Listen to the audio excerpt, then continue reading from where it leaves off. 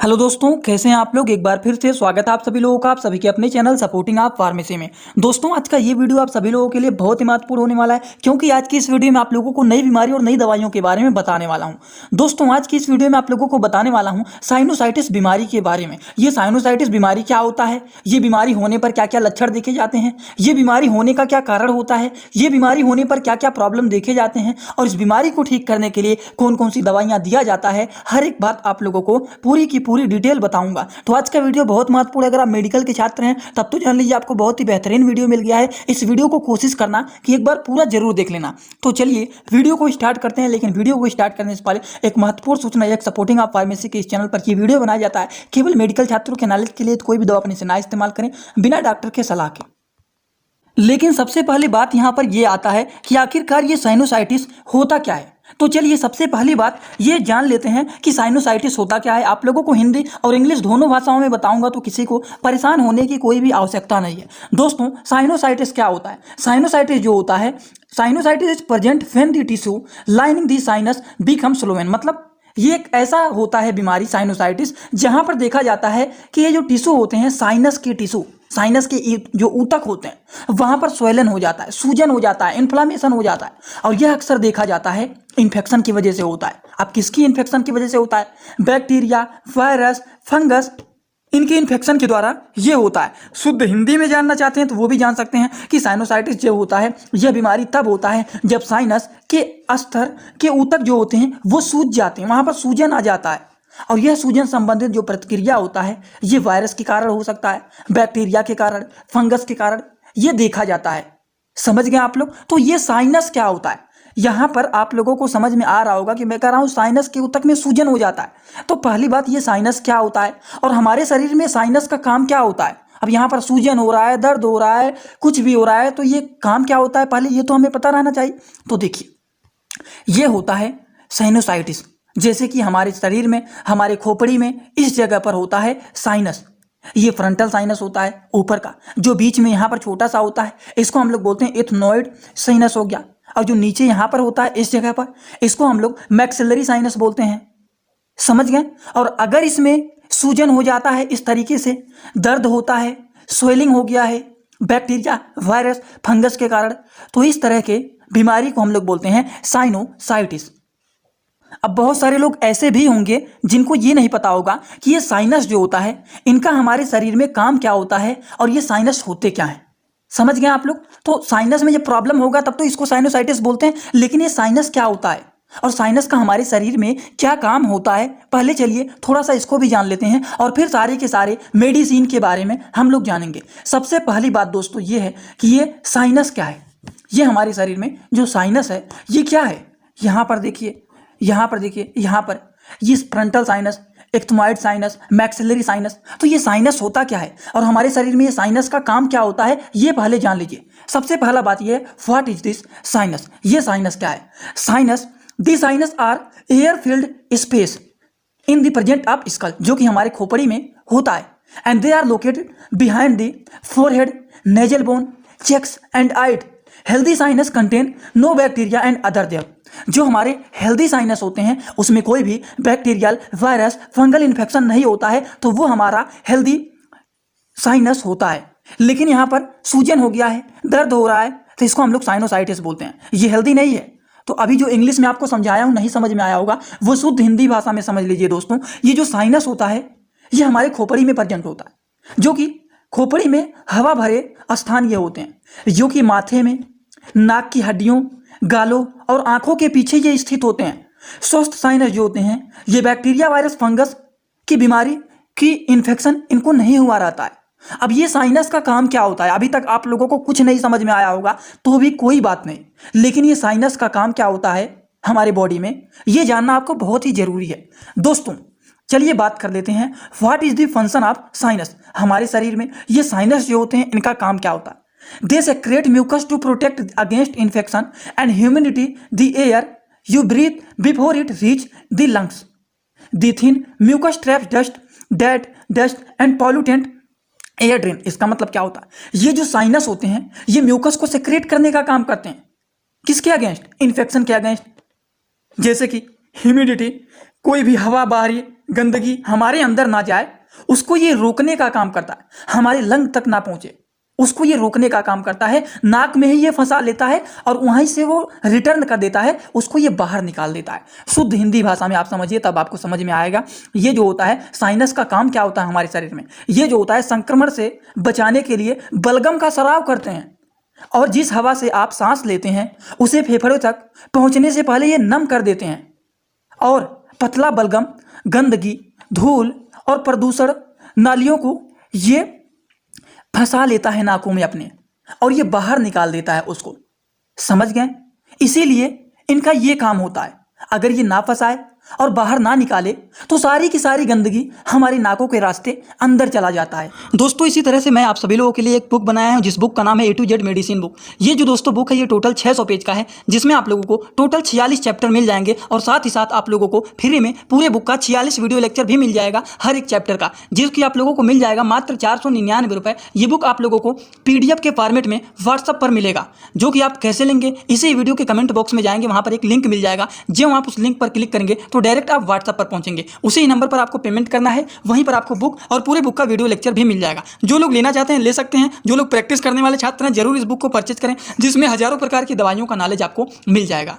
I hope इतनी बात तो आप सभी लोगों को जो अभी तक इतना बता रहे थे ये पूरी तरह से समझ में आ गया होगा। अब बात करते हैं, अगर किसी को साइनस बीमारी हो, साइनोसाइटिस बीमारी हो जाता है, तो ये साइनोसाइटिस बीमारी होने का क्या कारण होता है। दोस्तों ये बीमारी ज़्यादातर देखा जाता है सर्दियों के मौसम में, जैसे कि अगर किसी को कॉमन कोल्ड हो गया है, सर्दी जुकाम हो गया है, या फिर किसी को नाकों में एलर्जी हो गया है, या फिर अगर सीजन परिवर्तन होता है उसकी वजह से किसी को एलर्जी हो जाता है, या फिर किसी का इम्यूनिटी सिस्टम जो होता है वो बहुत ज़्यादा कमज़ोर है, उसकी वजह से भी देखा जाता है उनको साइनोसाइटिस बीमारी हो जाता है, या फिर किसी को बैक्टीरियल इन्फेक्शन हो गया है तो उस केसेस में भी साइनोसाइटिस बीमारी हो जाता है उनको, या फिर किसी को वायरल इन्फेक्शन है तो वायरल इन्फेक्शन के कारण भी देखा जाता है कि उनको ये बीमारी हो जाता है साइनोसाइटिस का। तो इतने सारे कारण होते हैं जिसकी वजह से ये बीमारी हो सकता है, ये सारे कारण होते हैं। समझ गए आप लोग? और ज़्यादातर ये सर्दी के मौसम में भी देखा जाता है, कॉमन कोल्ड की वजह से, नाकों में एलर्जी की वजह से, सीजन परिवर्तन जब होता है, सीजनल एलर्जी जो होता है, या फिर इम्यूनिटी सिस्टम कमजोर हो जाता है, या फिर किसी को बैक्टीरियल इन्फेक्शन हो जाता है या वायरल इन्फेक्शन हो जाता है, तो इन सारे कारणों की वजह से ये साइनोसाइटिस बीमारी देखा जाता है। साइनोसाइटिस बीमारी अगर किसी को हो जाता है तो साइनोसाइटिस बीमारी होने पर कौन कौन से लक्षण देखे जाते हैं, चलिए इनके लक्षण के बारे में भी दोस्तों जान लेते हैं। दोस्तों अगर किसी को साइनोसाइटिस बीमारी हो गया है तो उनमें लक्षण की बात करें तो उनका जो नाक होता है वो बहुत ज़्यादा बहने लगता है, नाक से बहुत ज़्यादा पानी निकलने लगेगा, जिसको हम लोग नेजल डिस्चार्ज या फिर इसको एक प्रकार से रनिंग नोज भी बोला जाता है। समझ गए? फेशियल प्रेशर मतलब फेस पर एकदम प्रेशर लगने लगेगा, खिंचाव होने लगेगा, वहाँ पर दर्द होने लगेगा, क्योंकि साइनस जो होता है हमारे फेस पर ही यहाँ पर प्रेजेंट होता है। समझ गए आप लोग? ब्रीदिंग में प्रॉब्लम हो सकता है, बहुत ज़्यादा बलगम बनने लगेगा, बहुत ज़्यादा कफ होने लगेगा, बहुत ज़्यादा थकाव महसूस होने लगेगा, और बुखार भी देखा जाता है इस केसेस में। तो ये सारे के सारे लक्षण देखे जाते हैं अगर किसी को साइनोसाइटिस का बीमारी हो गया है, तो उस केसेस में ये सारे लक्षण देखे जाते हैं।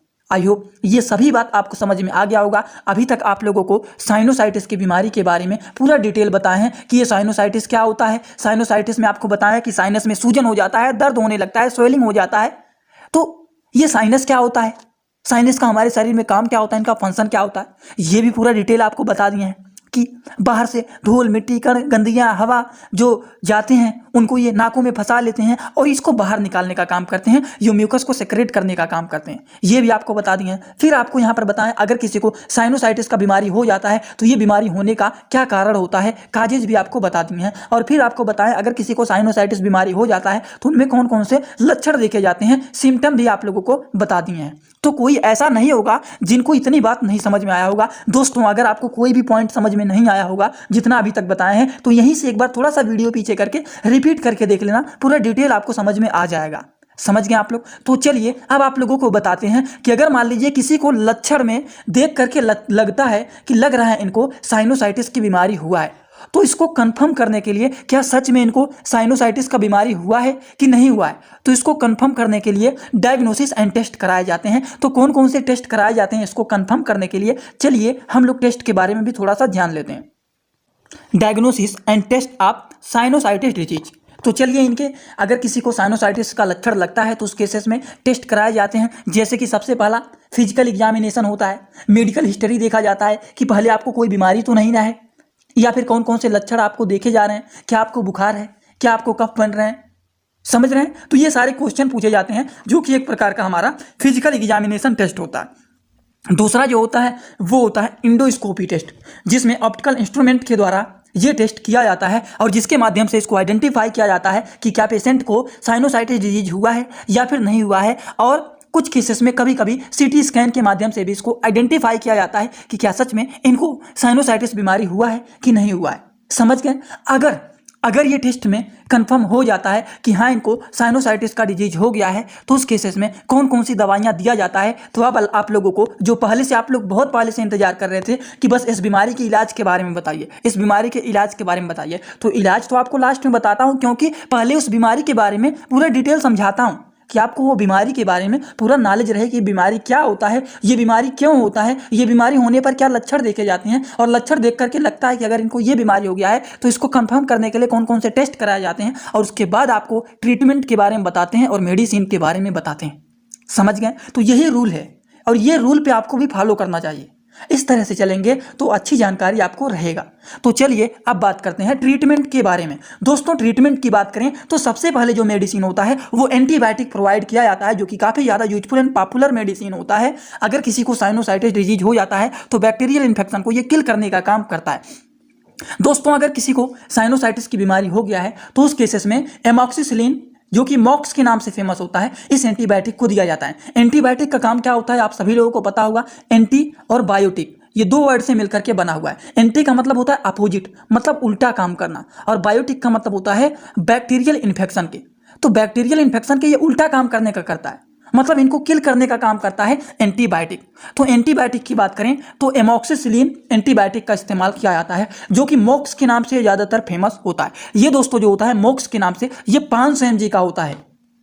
समझ गए। ये जो एमॉक्सिसिलिन ट्राई हाइड्रेट कैप्सूल है जो कि मॉक्स के नाम से फेमस होता है, ये 500 mg का कैप्सूल है, ये दिया जाता है। अगर मान लीजिए इसको नहीं देते हैं तो इस केसेस में ये भी दिया जाता है एमॉक्सिसिलिन पोटेशियम कैलोनेट टैबलेट, जो कि मॉक्सीकाइंड के नाम से फेमस होता है, और ये 625 mg का होता है। तो आप कहेंगे क्या दोनों एंटीबायोटिक को देना है?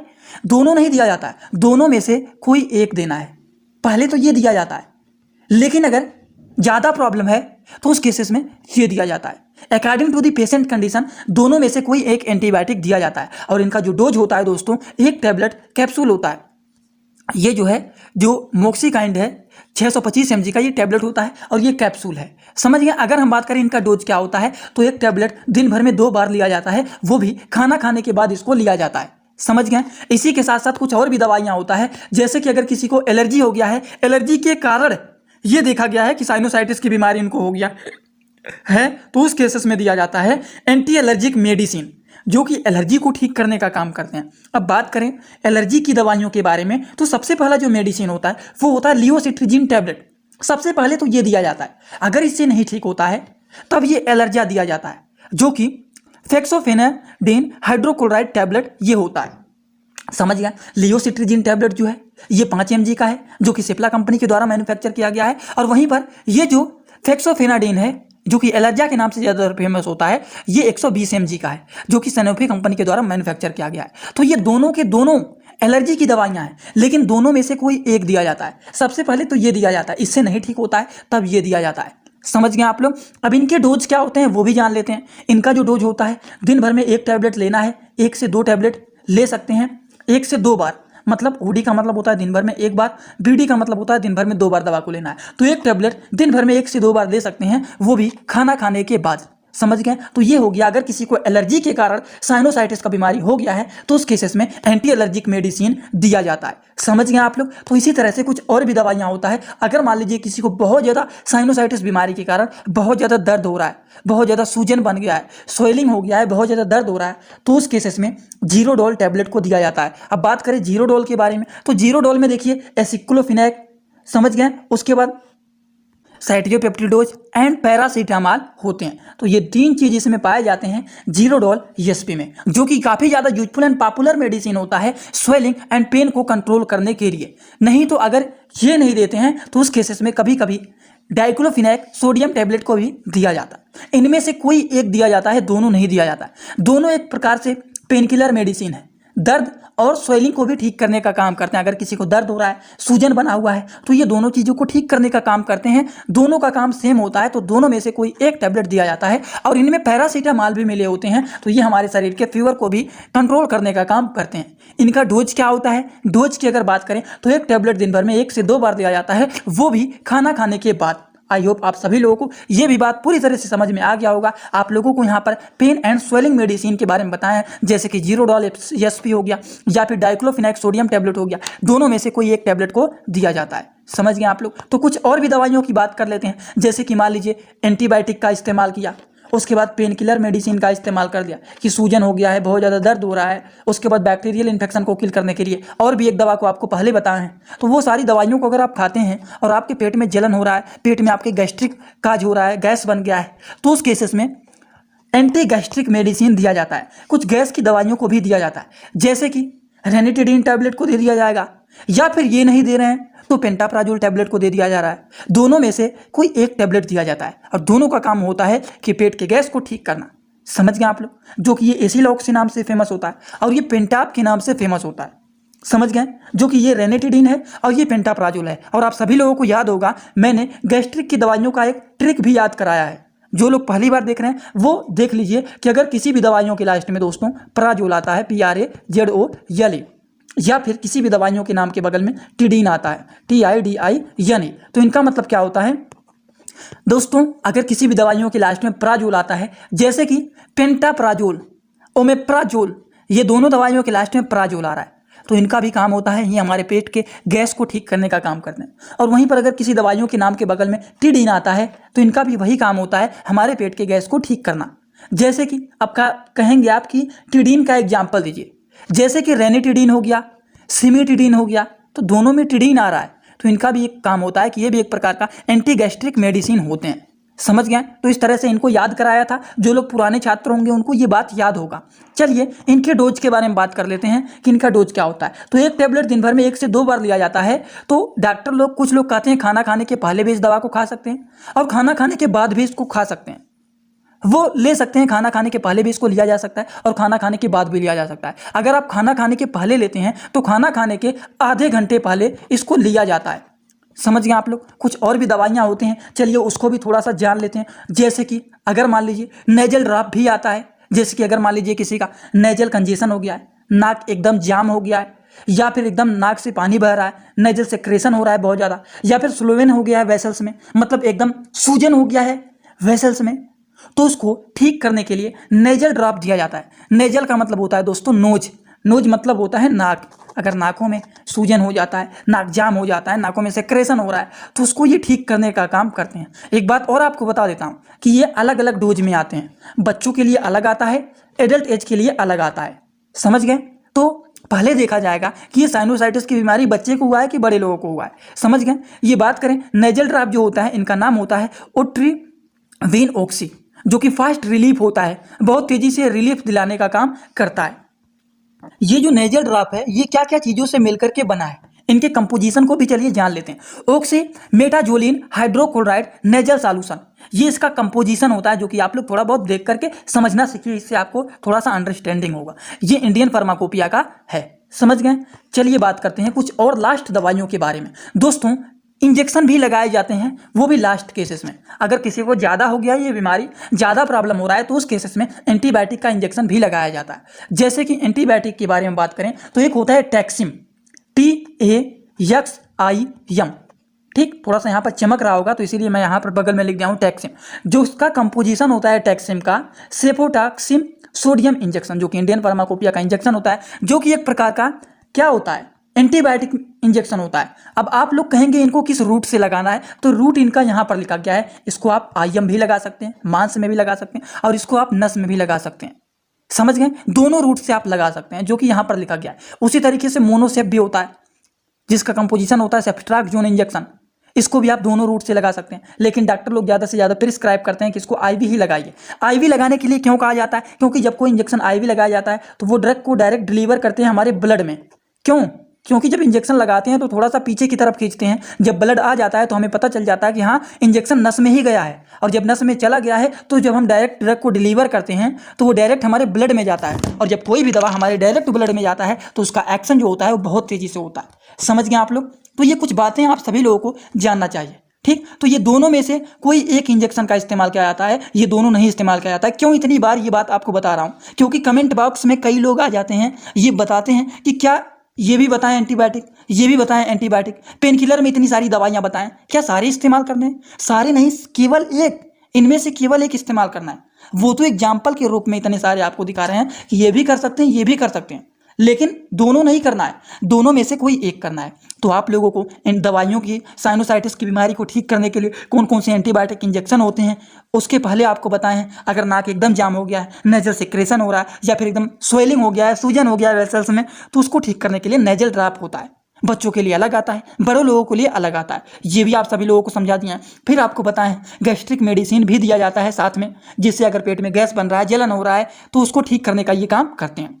उसके पहले आप लोगों को बताएं अगर बहुत ज़्यादा स्वेलिंग हो रहा है, बहुत ज़्यादा सूजन हुआ है, बहुत ज़्यादा दर्द हो रहा है, तो उसको ठीक करने के लिए जीरोडोल एसपी या फिर डाइक्लोफिनेक सोडियम टैबलेट का इस्तेमाल किया जाता है। इसके पहले आप सभी लोगों को बताएं एलर्जी की दवाइयों के बारे में, जैसे कि लियोसेट्रिजिन हो गया, इससे नहीं ठीक होता है तब एलर्जा टैबलेट का इस्तेमाल किया जाता है। और इसके पहले आप सभी लोगों को बताएं हैं किस दवा के बारे में, एंटीबायोटिक मेडिसिन के बारे में, जैसे कि एमोक्सिलिन ट्राइहाइड्रेट कैप्सूल हो गया, जो कि मॉक्स के नाम से फेमस होता है, और ये 500 mg का होता है। सबसे पहले ये दिया जाता है, अगर इससे नहीं ठीक होता है तो मॉक्सिकाइन 625 mg का टैबलेट दिया जाता है। समझ गए आप लोग? तो ये सारी बातें होती हैं, ये सारी इनकी दवाइयाँ होती हैं, जो कि आप लोगों को सोचा बता देता हूँ एक नई बीमारी के बारे में। तो चलिए आज का वीडियो कैसा लगा, और नई बीमारी के बारे में आप सभी लोगों को इतना डिटेल समझाए हैं, तो कैसा लगा वीडियो आप सभी लोग प्लीज़ कमेंट बॉक्स में जरूर बताइएगा। क्योंकि जब आप कमेंट बॉक्स में बताते हैं कि वीडियो कैसा लगा कैसा नहीं लगा, तो इससे हमें बहुत ज़्यादा मोटिवेशन मिलता है, और अगले दिन मैं सोचता हूँ इससे भी बेहतरीन वीडियो लेकर के आप लोगों के आऊँ। तो आप लोग कमेंट बॉक्स में जरूर अपना फीडबैक दिया कीजिए। समझ गए आप लोग? और एक बात और, अगर आप लोग हमसे जुड़ना चाहते हैं इंस्टाग्राम में, तो इंस्टाग्राम में भी आप हमसे जुड़ सकते हैं। सपोर्टिंग आप फार्मेसी सर्च करेंगे, वहाँ पर आपको चैनल दिख जाएगा, आप वहाँ पर भी हमें फॉलो करके जुड़ सकते हैं। तो चलिए आज का वीडियो यहीं पर होता है complete. Thanks for watching my video. Like, comment, share and subscribe this channel.